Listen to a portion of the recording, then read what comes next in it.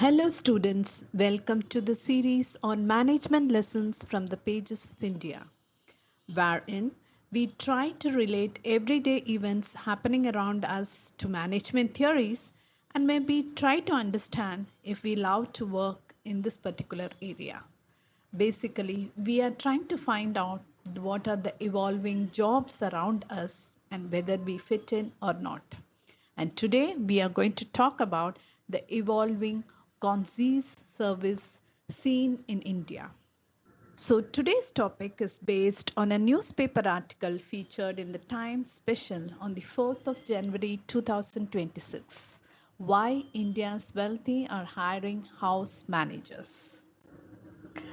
So from homes to offices, we are going to learn about the management lessons that happen around India's richest household and which is trickling down to not so rich households. Ultra high net worth individuals always had a plethora of domestic help to do all their work, but now they have started hiring house managers who will be coordinating the efforts of all these different skilled laborers working inside the house. So basically, what does a house manager do? Efficient household operations, supervision of staff, budgeting, event planning, maintenance oversight, discrete and personalized services. You might well be telling that these things happen around my house. My mother manages it. What the big deal about understanding that, and how are you going to relate it to the management concepts? Students, hear me out.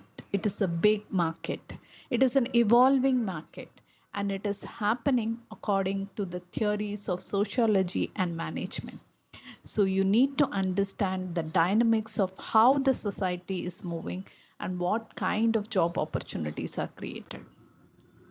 So we need it today because in initial days, the staff of ultra rich clients used to take care of individual things. But you did not have a digital world then. All that you had to do was physical work, and they were good at that and they were capable of doing it.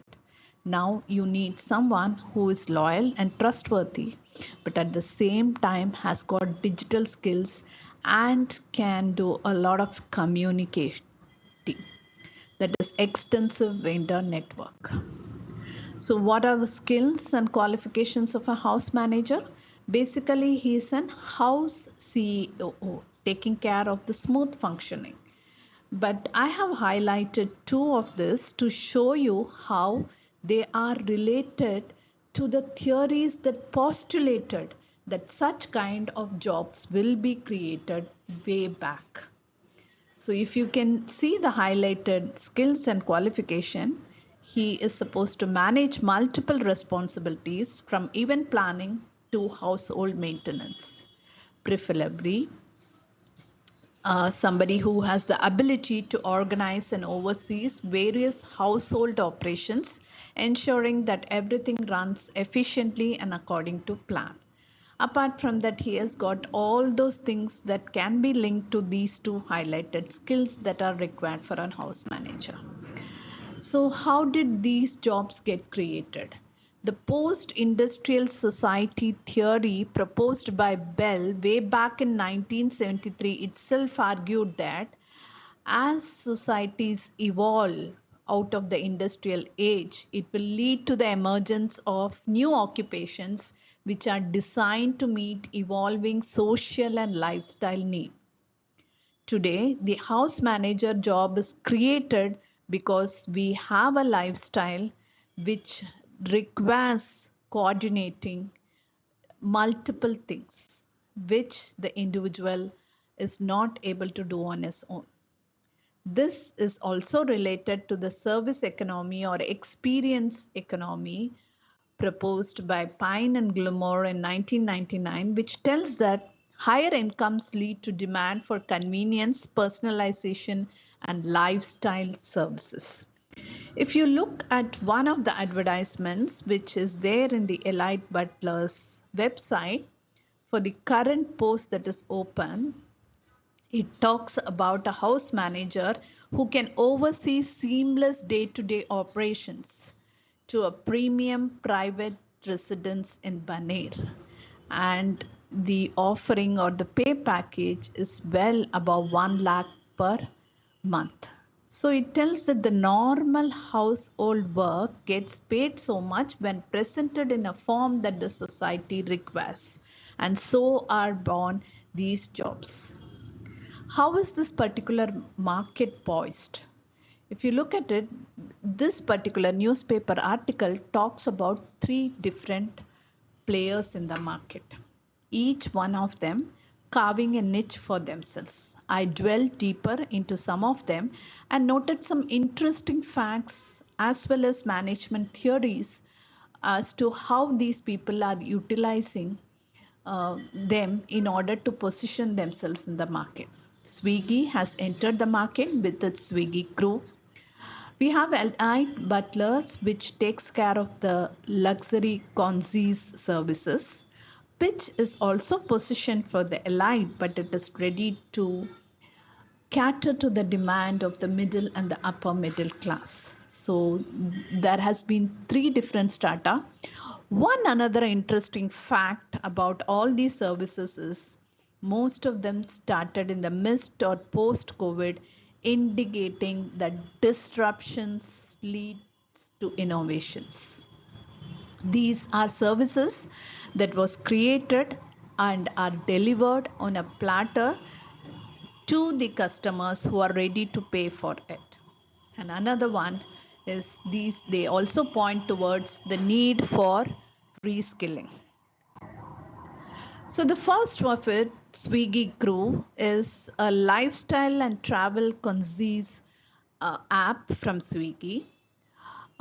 It basically does a lot of normal things like booking restaurants, planning trips, managing events, as Swiggy hopes to position itself as the operating system for modern living. So, what are the lessons from strategic management? This particular diversification of Swiggy can be considered as concentric diversification. What is concentric diversification? When a company leverages on its core strength and tries to reduce risk and create synergy. By this particular venture, Swiggy is trying to do all of these. First thing, it leverages on its extensive logistic network, technology platform, and most importantly, a very, very, very large urban customer base. And it is complementing its existing offerings by trying to position itself as an operating system for modern living. So if you have to have an urban lifestyle, you need a personal assistant. And Swiggy Crew tells that I am the one in the digital world. Even though the urban consumer market uh, values time-saving solutions, they can be cross-sold the service element that Swiggy Crew is offering to the affluent segment. Currently, Swiggy Crew is positioned to the affluent segment, but since it will be continuously communicating to its urban consumer who values time-saving solutions, they might in future become the customers of the same. So Swiggy Crew uses concentric diversification when it gets into this field. The second one that we are going to see is about Elite Butlers. As you can see, their journey once again started during COVID. They have been consistently trying to cater to the luxury segment by fine-tuning the human elements that they are offering as the best solution for all the problems that are there within the elite households. They have got specialized staffing, they have got training programs so that the staffs become more qualified, more appropriate for the elite clients, and they position themselves as a lifestyle partner. Moving ahead, the third company that the particular newspaper article talks about is very similar to the second one, but they have also diversified by trying to expand their market geographically, catering to the multiple needs of the upper middle class also. I might not have the need and the money for all the lifestyle manager's job. I might not be able to afford it, but I need someone to take care of part of my domestic chores and I'm ready to pay for it. That position, uh, you'll find the pitch business house. So we have seen three different players in the market, each one of them trying to position themselves to different clientele.